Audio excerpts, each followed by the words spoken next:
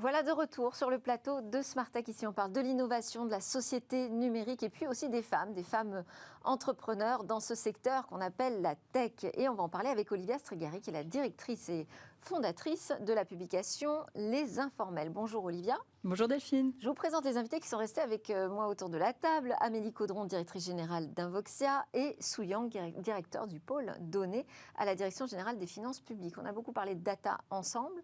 Donc maintenant, on va humaniser tout ça puisque vous allez nous faire le portrait de la patronne, cofondatrice aussi d'une licorne basée en Silicon Valley. Elle s'appelle Mathilde Collin. Exactement, parce que pour cette nouvelle rentrée, j'ai choisi la coqueluche des médias français et américains de l'été, puisque donc Mathilde Collin, CEO de Front, qui est une entreprise de logiciels SaaS basée dans la Silicon Valley, est devenue la 11e licorne dirigée par une femme sur les 1360... C'est ce que je veux dire, ça ne fait pas beaucoup. Hein. Ah non, ça ne fait pas beaucoup, surtout que Crunchbase recense 1360 licornes au monde.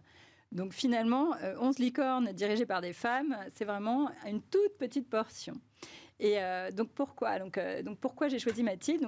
Évidemment parce qu'elle est à l'honneur des médias, mais aussi parce qu'elle fait partie de la liste du Media Inc. comme dans la top 100 female founders des entreprises les plus innovantes et les plus ambitieuses des États-Unis. Et surtout parce qu'elle vient d'intégrer, son entreprise vient d'intégrer la liste de Forbes, du Cloud 100, qui recense vraiment les méga entreprises américaines qui travaillent dans le cloud. Donc vous devez connaître. Voilà, donc elle est vraiment à l'honneur. Et son profil m'a intéressée. Je vais vous raconter son parcours. Et son parcours, alors oui, que savez-vous de son parcours? Alors en fait, elle a commencé de façon assez classique. À sa sortie d'HEC après un master en entrepreneuriat, elle est arrivée dans une entreprise de logiciels parisienne. Et elle passe 1 an dans cette entreprise. Donc c'est vraiment sa première expérience de travail. Et elle est assez surprise parce qu'elle est très malheureuse dans son travail. Elle ne comprend pas pourquoi les employés autour d'elle parlent mal de leur boss, prennent un plaisir à mal parler de leur boss, à avoir ce mal-être en entreprise. Et elle se dit, mais il y a vraiment un problème de management. Elle fait une interview dans les Échos à ce sujet en disant, mais on ne comprend pas la mesure du mal-être des employés et comment des dirigeants peuvent ne pas avoir au cœur de leur stratégie le bien-être de leurs employés. Du coup, elle démissionne et c'est grâce à cette expérience qu'elle va bâtir son entreprise Front en 2013, en opposition avec ce qu'elle vient de vivre. Elle rencontre son futur associé Laurent Perrin grâce chez eFounders, donc il y a un endroit, un studio en fait de start-up parisienne. Et en 2014, elle postule au Y Combinator. Je ne sais pas si vous connaissez Y Combinator, mais c'est le grand incubateur de la Silicon Valley. C'est l'équivalent de Station F à Paris, mais en géant aux États-Unis. Et elle est prise. Front est prise, donc elle s'exile aux États-Unis avec son mari, avec son associé et leurs 3 premiers employés. Aujourd'hui, ils sont 300, plus de 300, dispatchés entre San Francisco, entre Paris, San Francisco, Dublin, Phoenix et Chicago. Donc pour vous dire la taille en quelques années que ça a prise. Et qu'est-ce que c'est que Front? Front, c'est un logiciel SaaS qui gère l'emailing et tous les outils de CRM pour les entreprises. Alors que des analystes pontifient depuis des années la mort de l'email, finalement, elle met au cœur de sa stratégie l'emailing. Et justement, un emailing avec un outil qui est le plus simple d'usage pour les entreprises et pour les employés. Donc avec au cœur de sa stratégie d'entreprise, l'humilité, la collaboration, la transparence et surtout, évidemment, le bien-être de ses employés. Le bien-être de ses employés comme celui aussi de ses clients, puisque l'idée, c'est vraiment de pouvoir avoir un logiciel qui soit facile d'usage et qui facilite la vie des gens dans leur quotidien, puisque c'est leur quotidien, c'est leur travail toute la journée. On n'arrive pas à se débarrasser des mails, ça je confirme. Ouais. Voilà.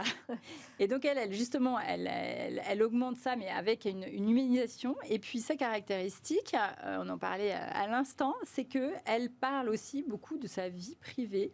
Et pour elle, sa vie privée, sa vie professionnelle sont totalement imbriquées. Alors, pourquoi son parcours m'intéresse particulièrement? C'est qu'elle a, je ne l'ai pas dit, mais elle a à peine 32 ans, oui, avec un enfant en bas âge, et elle est enceinte en ce moment. Et tout ça, en plus, avec ses fonctions de CEO. Elle en parle assez librement dans les médias, assez de façon récurrente. L'humain est vraiment au cœur de sa préoccupation, mais sa vie personnelle aussi, qu'elle affiche sans problème. Et surtout, elle parle aussi de santé mentale dans l'environnement du travail. Donc vraiment, sa conception du bien-être est aussi liée aux problématiques de santé mentale qu'on peut vivre dans son environnement de travail. Et elle dit que on ne peut pas être malheureux au travail et heureux aussi dans sa vie personnelle. Forcément, l'un et l'autre sont liés. Et dernièrement, elle a donné une interview sur un média américain en ligne où à la question quel est le plus gros challenge auquel vous avez dû faire front dans votre vie professionnelle, elle lui répond finalement c'était d'être enceinte en ce moment, d'être enceinte, d'avoir un enfant en bas âge et de devoir gérer ma boîte. Ouais. Voilà, ça c'est un gros challenge au quotidien. Elle explique aussi que quand la crise du Covid est arrivée, elle était enceinte de 3 mois. Soudainement, elle ne pouvait plus rentrer en France. Elle était complètement coupée de lien avec sa famille. Elle devait gérer sa boîte. Donc, elle a un peu paniqué. Et elle explique que c'est grâce à l'hypnose, en fait, qu'elle a réussi à dépasser ces moments de panique et d'angoisse. Et enfin, elle a vécu un autre grand moment dans sa carrière. C'est quand son associé a eu un cancer. Et donc, il a complètement laissé la boîte pendant quelques mois pour se soigner. Et là, vraiment, elle dit que sa santé mentale a été mise en jeu parce qu'elle elle était jeune maman avec un énorme challenge à gérer sur ses épaules.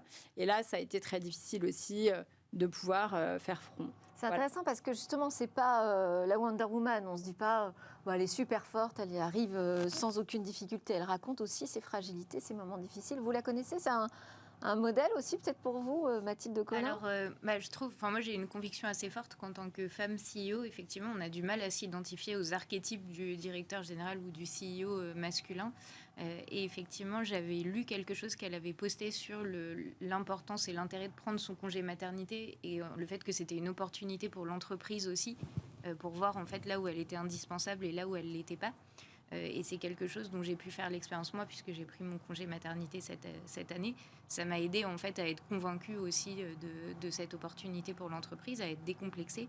Je trouve que ça permet de donner des outils pour faire face à des situations qui sont assez typiques de femmes.